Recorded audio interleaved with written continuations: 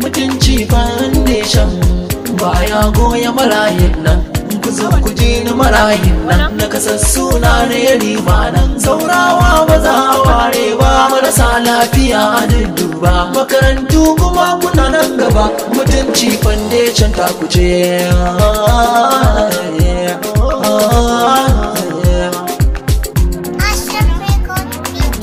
Ya Allah duba marayu, tallafe su suna neman agaji.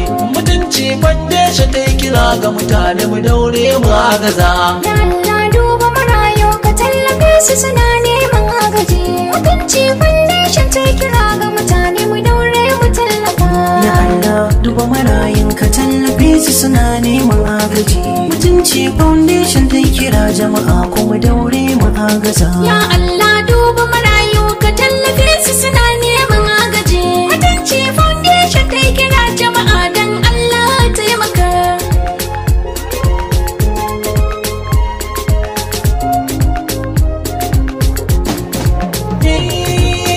A komai za da fara ilahu shi ne kira a farko, shi ne ya kago abba da umbi. Ya rabu na zo dauke da boko, ka ba da dama da rera waka kan marayu za da sako. Allah marayu suna ta kuka, ya rabu suna fitar tallafinka. Ya ba mutunci foundation mun zo, ka ba mu dama don kisarka. Na Yarima gaida ki, marayu sun yaba aikinki.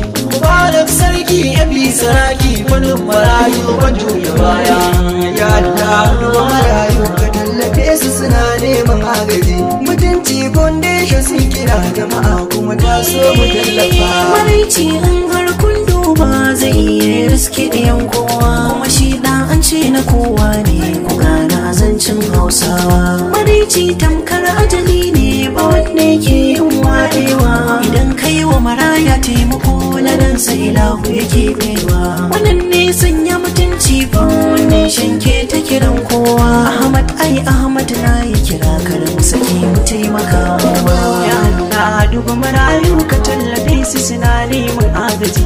Mutunci foundation na kira jama'a dan Allah mu agaza. Kungiyar Mutunci foundation tana ta kiran duka al'umma.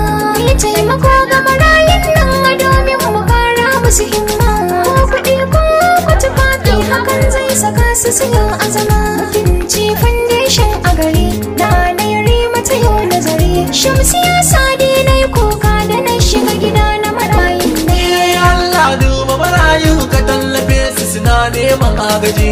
Mutunci foundation ce ta yi kira jama'a sai mu tallafa. Ashe dai ɗa na kowa ne, haka ɗan Hausa ya faɗa. Da akwai wani sako za na faɗi, shi yasa na shimfiɗa. Ɗau maraya matsayin ɗanka duka ɗa suna na saɗa. Bashi makwanci har da abinci har miya domin ya siɗa. Kaga maraya shi abin tausayi ne, abin da yake ciki sauyin yanayi ne. Sadan a yaƙi yake ta bayani, mutunci foundation ta ce na sanarwa. Ya Allah duba marayu, ka tallafe su suna neman agaji. Mutunci foundation ta kira jama'a dan Allah taimaka.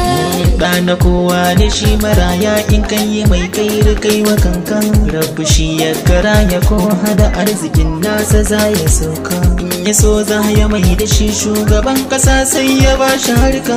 Kaga in kai mai da kyau al'umma ta amfana babu shakka. Mu taimakawa maraya da kafar sai yau tsayawa, gun abinci da kaya. Mutunci foundation min yi gayya, kuna tare da ni Ashraf cikin masu taimakawa.